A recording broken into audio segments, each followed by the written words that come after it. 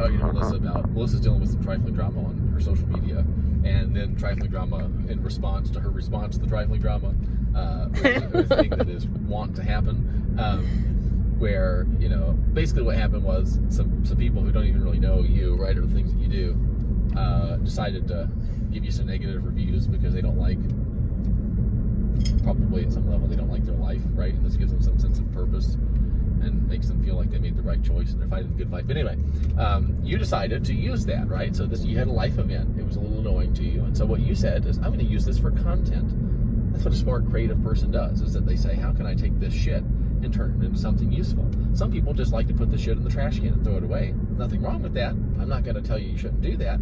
Other people like to actually put the shit in their garden and grow something useful out of it, you know. The problem arises when the people who put the shit in the garbage can or hide it in their basement criticize the people who use it to kind of fertilize their garden, you know, use it, incorporate it into the things that they want to do, which is kind of what happened. That, you know, so you posted something, and the interesting thing about this to me was, from my perspective, your purpose in doing it was made explicitly and perfectly clear, which is, here's something that will happen when you get out there and start doing your thing. It doesn't matter if it has to do with health or personal growth or spirituality or relationships, anything. If you ever read the comment section on like Facebook ads for anything, it's just full of just fucking negativity. You know what I mean? And like for example, Rogue Fitness is this kind of high-end manufacturer of like CrossFit equipment. They also make stuff for that other people who don't do CrossFit use, but they're a major supplier for CrossFit. Their stuff's expensive. Like it costs a lot. It's super high quality too. You know, some of the things there I would buy from them because like the price, because the quality is so good that you can't get it comparable, or like I just know, you know what I mean? Like it's just worth it. Other things I'm kind of like, well, maybe I'll find them somewhere else because I'm paying a lot for an equivalent product because it comes from Rogue, right? But I don't have a problem with Rogue charging what they want to charge, but there's a lot of people in the world who do, and all they do is complain about how much the products cost, you know. And I think this is kind of an interesting thing. And so you decide to use this kind of criticism. This is an event that happened in your life. This thing happened. These people did something. You felt annoyed or a little flustered or a little irritated or just kind of like a little like, don't like that too much, right? That's something that happened. And so you said, okay, like, how can I turn this into a teaching moment? How can I extrapolate from this kind of small picture, detailed situation, a big picture principle or idea that might be of benefit to me, that might be of benefit to other people, right? That you know, then I can actually get something of value out of this whole thing. Seems like a good thing to do.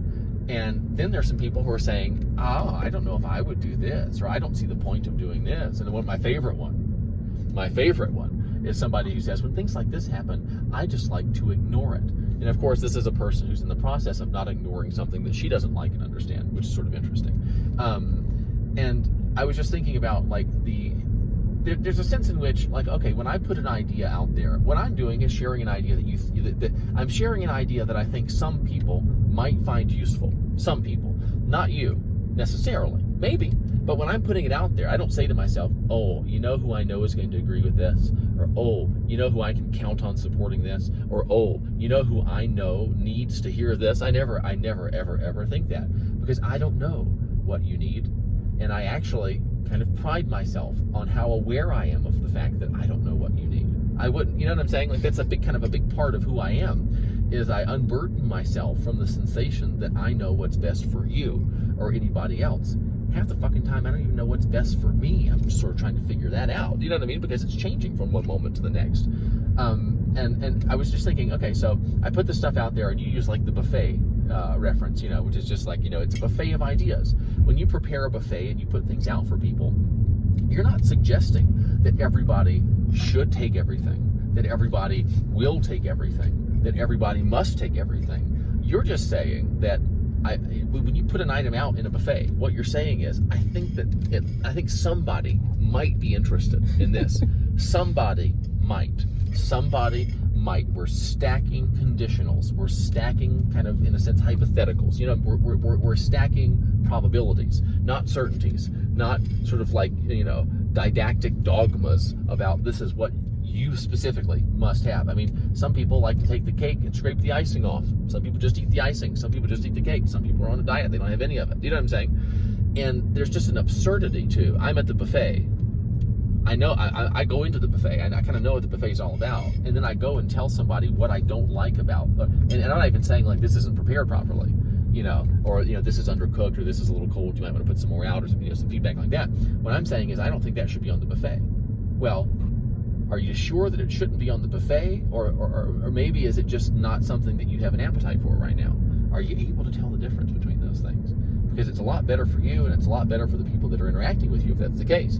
And so, you know, and people before have said, well, you just like positive feedback. You just don't like to hear any criticism and things like this. And it's like, well, here's the thing. The stuff that I'm talking about here is just shit that I made up. And I'm telling you that I just made it up from the very fucking beginning. I make no pretense about where my strategies for creating a better quality of life for myself and helping other people do the same thing, where those things come from. They come from the same place my strategies for making myself unhappy come from, which is I just make them up. You know what I'm saying? And when you're dealing with ideas that are just like, here's something that someone might find useful, and someone goes, I don't like that, or I don't understand why you posted that, or if I would have posted this, I would have made it this way.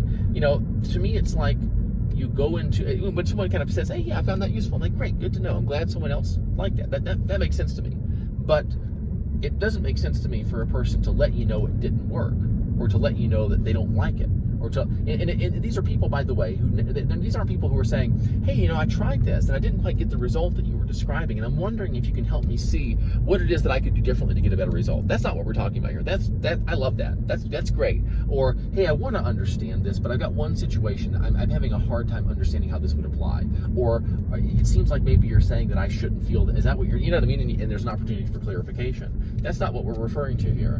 What I'm talking about is people who do the equivalent of going into the hardware store and finding a sales associate and not saying to them, excuse me, I need help with a specific thing, but saying to them, taking the salesperson, the sales associate by the hand, and going around and literally going through systematically every product in the hardware store and saying, I don't like that, I don't like that, I don't need that, I don't need that hammer, I don't need that toilet, I don't need that toilet, I don't need that toilet, because there's about 13 different toilets. I don't need those hammers, I don't need that hardwood, I don't need that, I think that costs too much, I think that's bad, I don't think you should have this here, nails aren't necessary for me, that I don't, and it's just a bizarre thing to do. And the thing for me is, I'm basically okay with the fact that people tend to do that, and that's just kind of a part of reality. But another part of reality is that there are people like me who see that and recognize how little sense it makes and choose to make videos like this in which I describe it and talk about how absurd it seems to me.